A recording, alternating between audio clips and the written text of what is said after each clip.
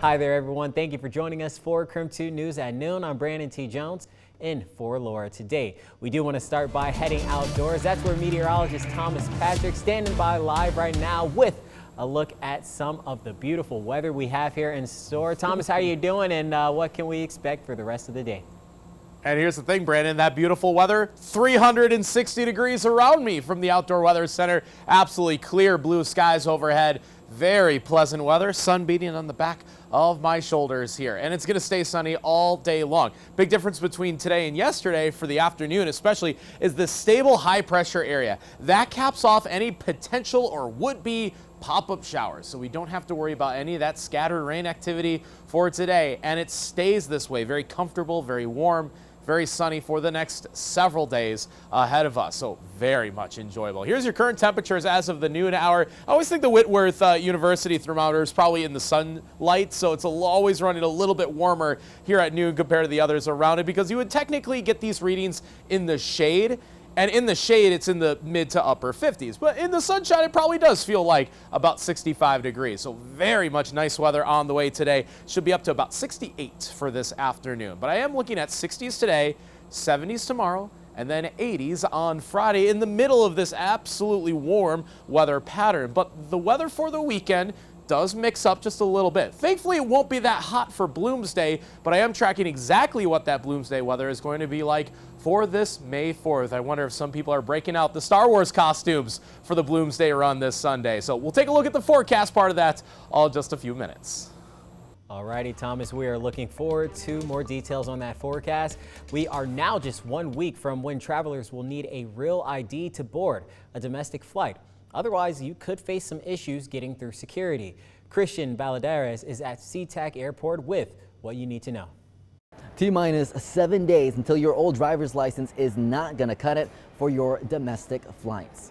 Now, this deadline got postponed several times due to the COVID-19 pandemic, but this time it is for real. So what is it? The Real ID sets new minimum security standards for state-issued driver's licenses and ID cards, and it's noted by a marking at the top of the card, typically a star, on Washington State, a U.S. flag.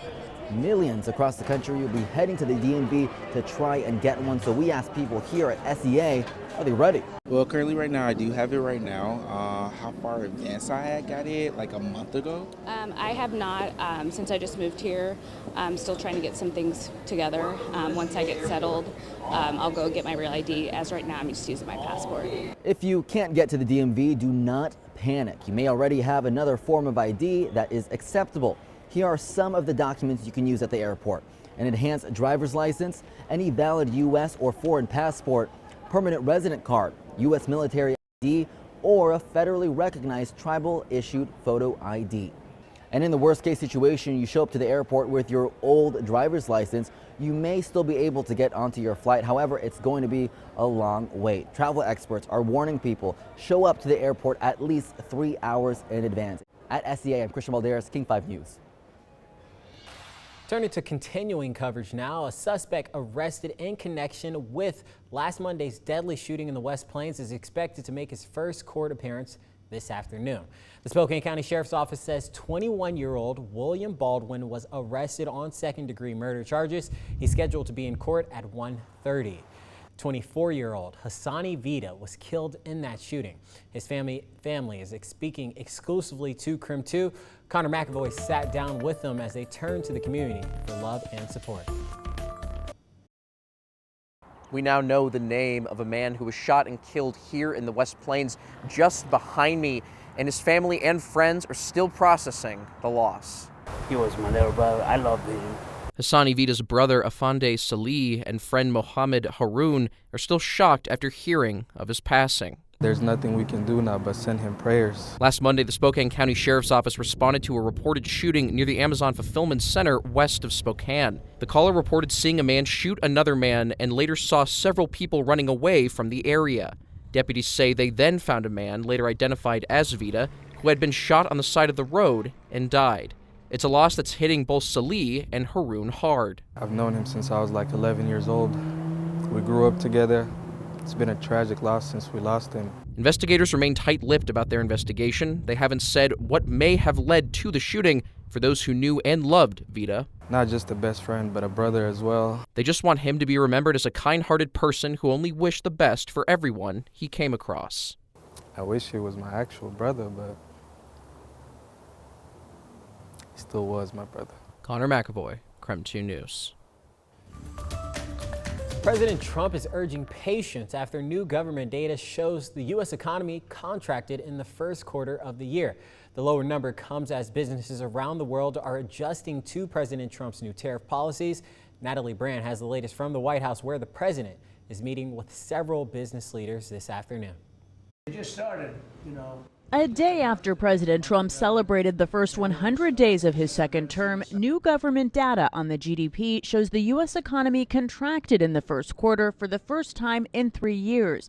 The Trump administration is downplaying the report. We had a fairly extraordinary surge of imports that was totally driven by the rest of the world trying to get their products in here before the tariffs took full hold. In a social media post, the president urged patience and blamed the Biden administration for the numbers. That's Biden. That's not Trump, because we came in on January. This is quarterly numbers.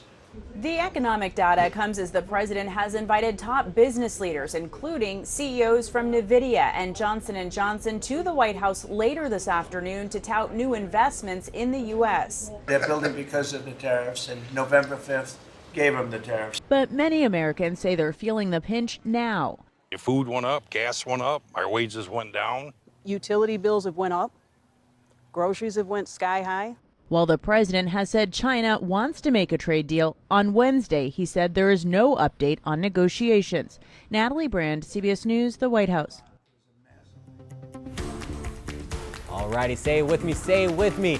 Go Chiefs, go! The Spokane Chiefs are on the road tonight for Game 3 of their playoff series against the Portland Winterhawks. The Chiefs lead the series 2-0 right now. The Chiefs know they have to continue bringing their A game if they want to advance to the championship. It's been good so far, but it's kind of that mentality of the next game and next opportunity. I think we can be proud of what we did, and I'm proud of what I've done so far. But the end goal is far, far away. So we got another game on Wednesday to look forward to, and we hope to bring it then. Just get our feet going, get our legs going, and it's a really hard barn to play in. They bring a lot of noise. They got great fans, and they're a good home team. But we just got to stick to our game plan, and it'll all work out. Hockey is awesome right there, but puck drops at 7:05 tonight. We'll have the highlights from tonight's game on the KREM 2 Night Report. And speaking of hockey, it is official. Washington is getting a professional women's hockey team. This is a live look at Climate Pledge Arena in Seattle, where the team will play. The announcement came this morning. PWHL Seattle is set to begin play in the 2025-2026 season. They are the 8th team in the league. They are already taking season ticket deposits, and they already have merch on sale on their website.